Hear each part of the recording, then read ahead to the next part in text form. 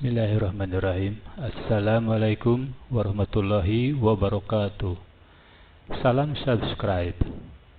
Selamat mengikuti tayangan dari channel Logika, bukan channel Logila. Tayangan kali ini, sebagaimana tertulis sebagai judulnya, yakni membahas tentang teori baru terjadinya tornado. Bahasan mengenai tornado ini sangat menarik bagi saya, mengingat tornado ini masih banyak misteri bagi para ilmuwan.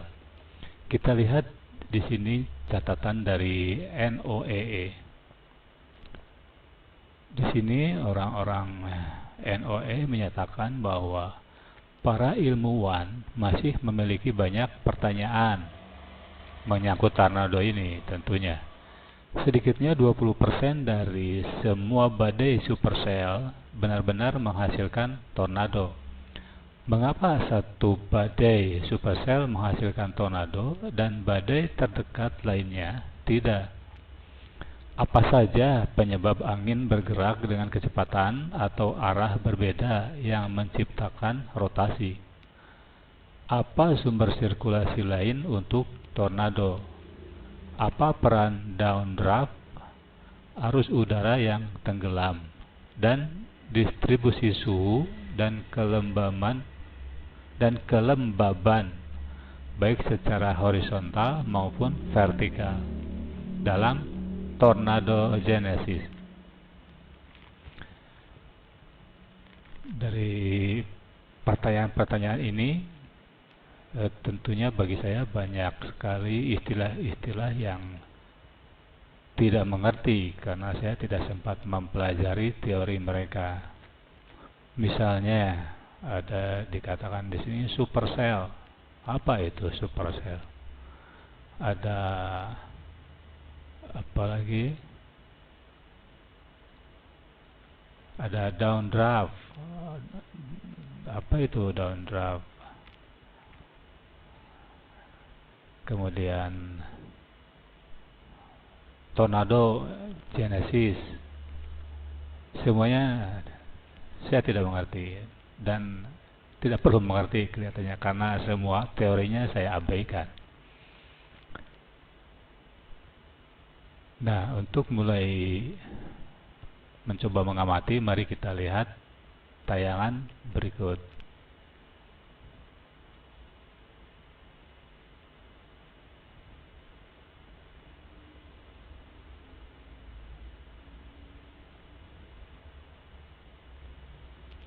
Ini awal pembentukan tornado. Kelihatan ada penumpukan awan hitam.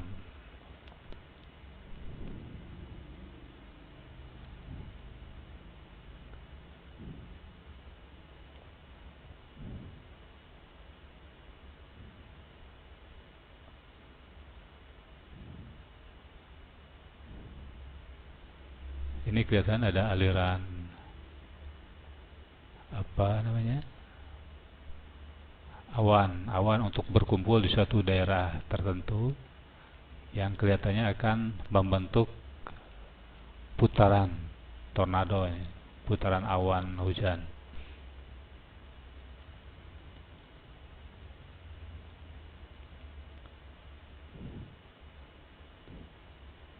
Nah, sudah mulai terjadi tornado ini, kelihatan hingga menghancurkan apa yang disambarnya.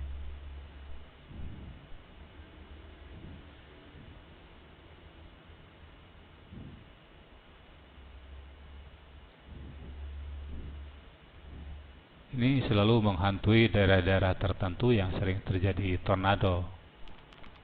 Karena begitu ada tornado, bisa meluluh lantakan suatu daerah. Ini kelihatan terbuat oleh tornado. Ada, ini perhatikan ini, ada tiba-tiba kayak ekor keluar.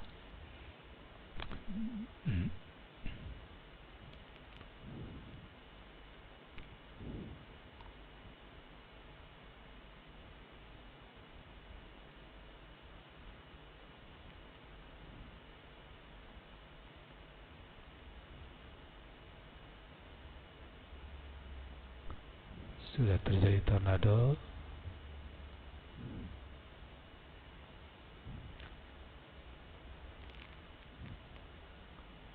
Ini kelihatan ada aliran awan. Perhatikan ada aliran awan. Nanti kita coba analisa hal itu. Ini kelihatan ada gerakan awan yang seolah-olah digiring ke suatu tempat, ke suatu daerah.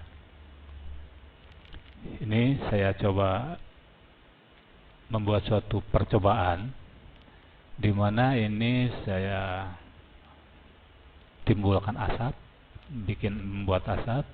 Kemudian ini adalah sebagai perwakilan bola dunia. Ini sebuah bola yang nanti ini saya putar dengan putaran motor listrik yang kecil begitu. Nanti kita lihat sekarang apa yang terjadi dengan bola yang diputar ini.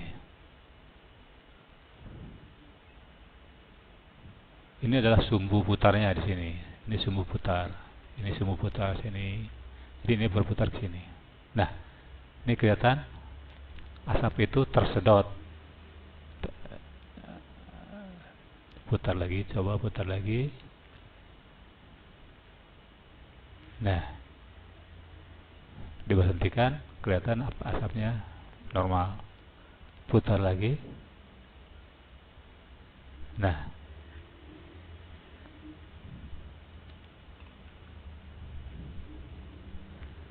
di bumi kita itu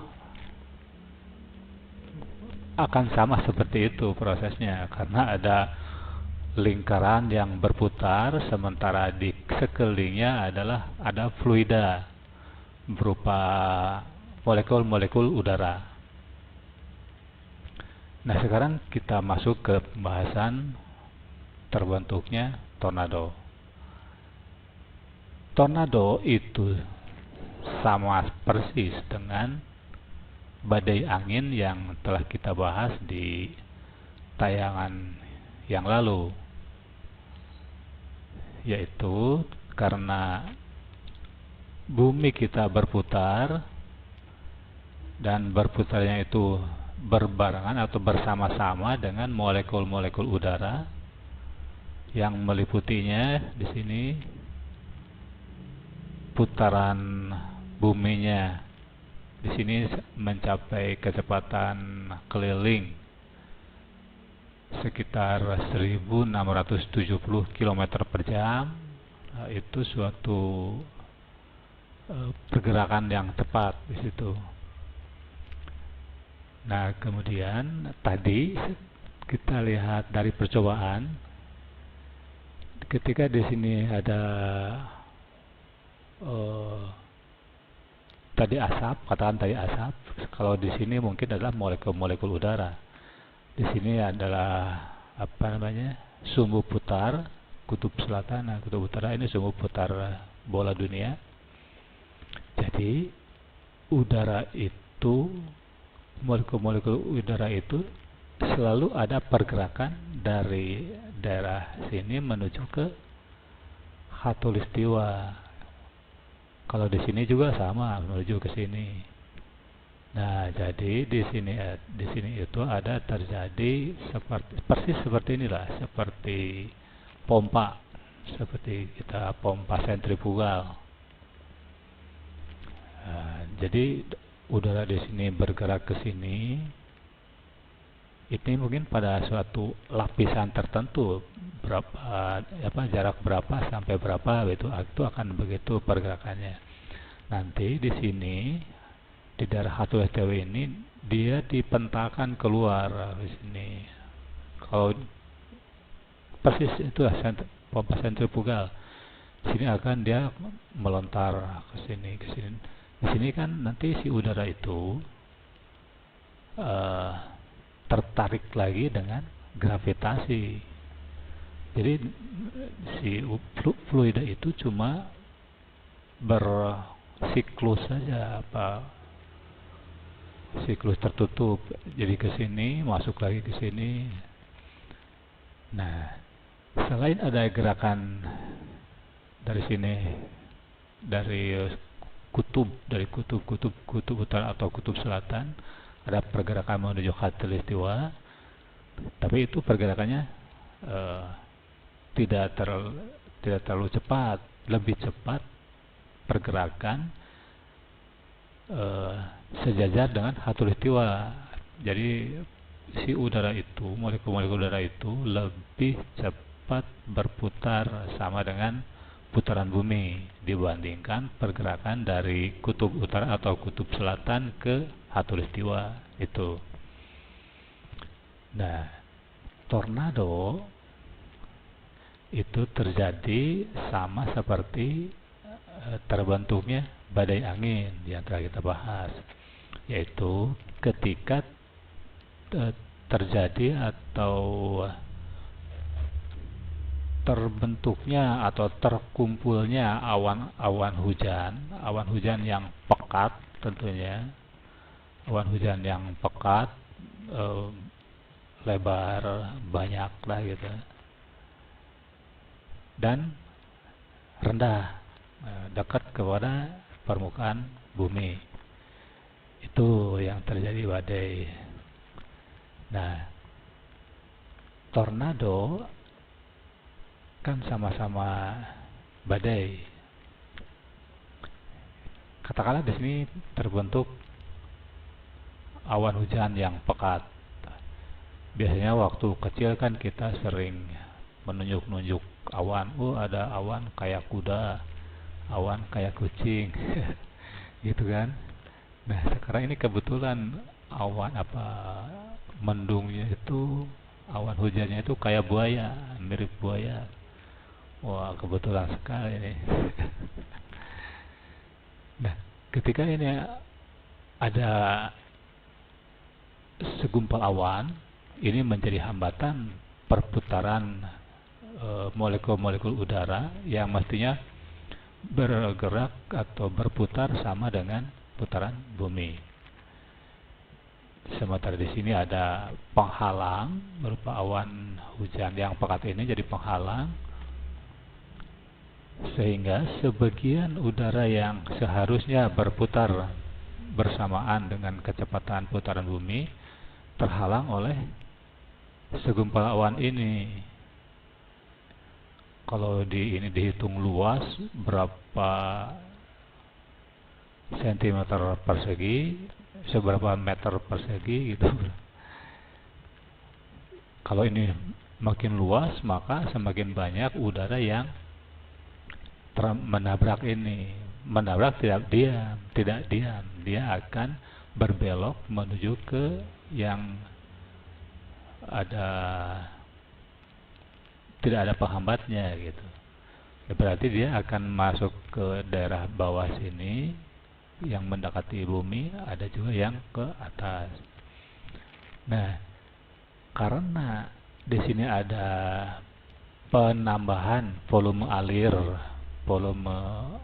aliran udara, maka otomatis akan meningkatkan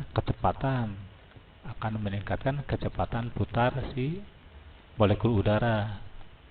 Maka kecepatan udara di sini putarannya dia lebih cepat dari putaran bumi itu sendiri. Nah, itulah sensasi angin badai. Kalau besar ya, perbedaan kecepatannya, kalau besar itu badai, kalau kecil angin biasa. Nah, ketika sudah terjadi badai, nah di sini ada perbedaan kecepatan keliling. Kita lihat ini garis ini pendek, berarti ini diameternya kecil. Ini panjang, berarti diameter si bumi itu kan lebih besar di sini. Kecepatan kelilingnya beda jauh. Di sini 1670 km per jam. Di sini daerah sini ini kan lebih kecil, udah jelas. Jadi kecepatannya di sini kecepatan rendah, di sini kecepatannya tinggi. Begitu. Pada gumpalan awan ini nanti akan keluar material yang paling padat, paling pekat, dan tentunya dia akan menjadi lebih berat, yang nanti kemudian akan muncul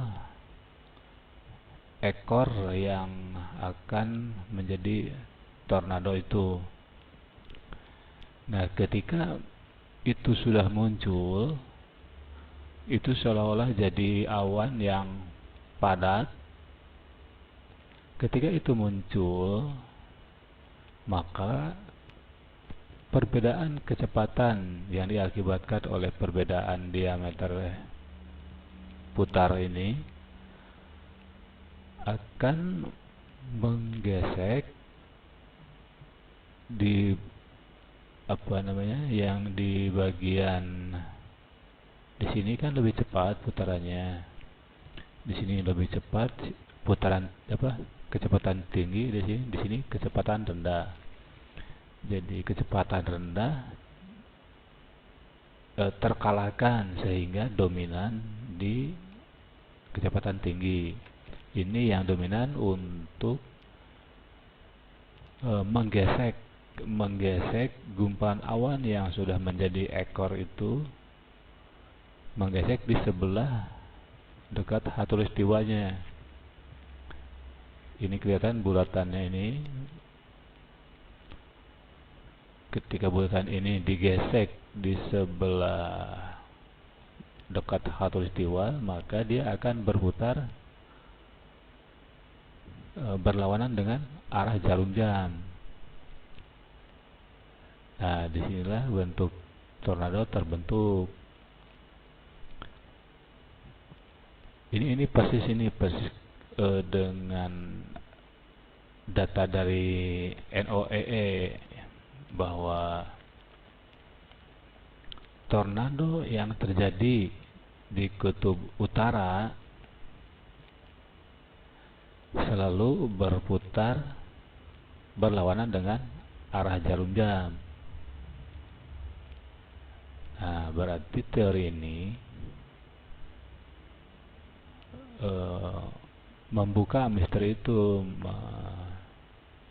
memecahkan teori misteri kenapa ini berputar ke sebelah berlawanan dengan arah jarum jam, karena ternyata terjadi gesekan yang dominan di daerah dekat khatulistiwa. Sebaliknya, tornado yang terjadi di sebelah selatan khatulistiwa selalu terjadi berputar searah jarum jam, karena putaran yang di dekat khatulistiwa lebih cepat dan dominan untuk memutarkan awan yang sudah memadat tadi, sudah lebih pekat lebih pekat, karena dalam awan itu terkumpul material air yang sudah akan menjadi hujan. Nah, itu yang diputarkan oleh kecepatan putar yang dominan di daerah mendekati khatulistiwa. Maka terjadilah tornado yang di sebelah selatan ini searah jarum jam. Nah, di Indonesia atau di daerah tropis ini, perbedaan putaran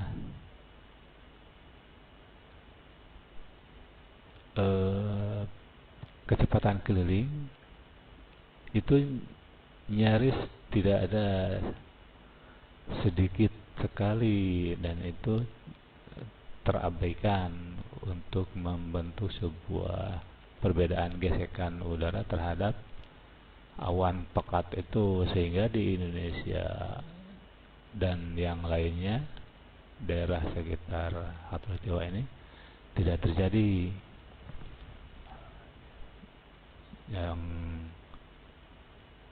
Yang terjadi itu di daerah-daerah yang sering terjadi tornado ya, itu ada beberapa negara, itu misalnya Amerika Serikat, Kanada, Inggris, Selandia Baru, Jepang, Australia, India, Bangladesh, kemudian di Afrika Selatan, juga di Argentina. Itu daerah-daerah itu yang sering terjadi tornado.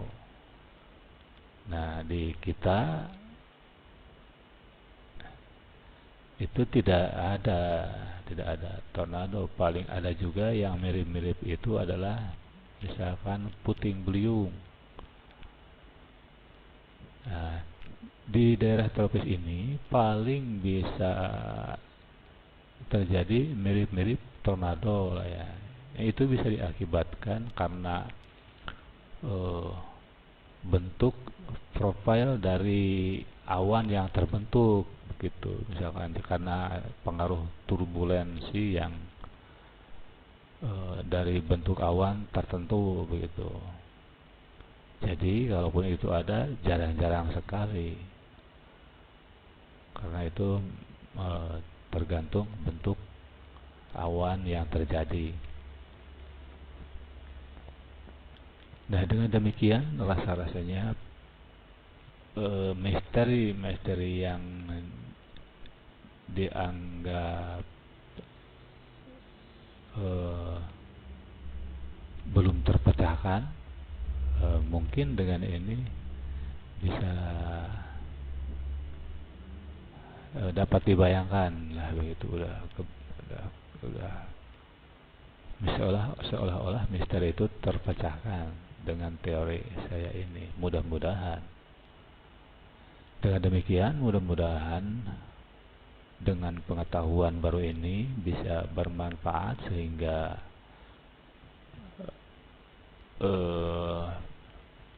prediksi cuaca menyangkut tornado ataupun badai angin itu bisa lebih akurat. Teori-teori turunan dari kecepatan bumi ini mungkin bisa lebih banyak terungkap lah misterinya begitu. Mungkin sampai di sini uraian saya cukup, mudah-mudahan jelas, semoga bermanfaat begitu. Sekian dan terima kasih. Assalamualaikum warahmatullahi wabarakatuh.